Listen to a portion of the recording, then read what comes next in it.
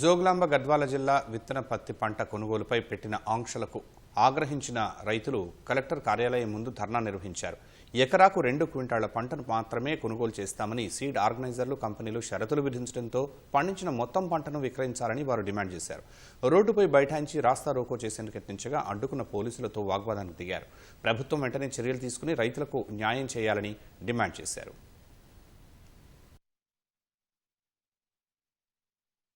నుంచి వచ్చినటువంటి రైతు కమిషన్ విత్తన పత్తి రైతుల సమస్యలను పరిష్కారం చేస్తామని చెప్పేసి రైతు బాధలు విన్నటువంటి కమిషన్ ఇచ్చినటువంటి హామీలను ముట్టదాఖలు చేసే హామీలను అమలు చేయకుండా మళ్ళీ కూడా ఈరోజు గత సంవత్సరం సంబంధించినటువంటి పేమెంట్ ఇప్పటిదాకా ఇవ్వకుండా ఈ సంవత్సరం ఇచ్చినటువంటి ఫౌండేషన్ సీడ్ వేసి ఇప్పుడు రేపో మాపో క్రాసింగ్ స్టార్ట్ అయినటువంటి దశలో మేము ఎకరాకి కేవలం 2 క్వింటాలు మాత్రమే తీసుకుంటామని చెప్పేసి ఒక సీలింగ్ విధించడం ఎంతవరకు సబబు? ఈ రోజు విత్తన పత్తి రైతులమంతా కూడా ఇక్కడికి వచ్చినాము.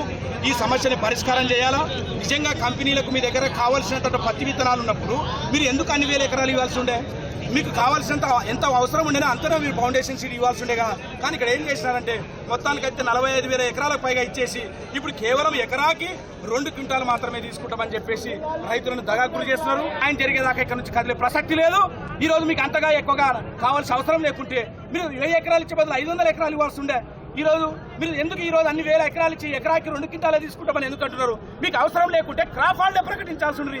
ఈ రోజు రైతులను ఎందుకు ఈ రోజు మోసం చేస్తున్నారు?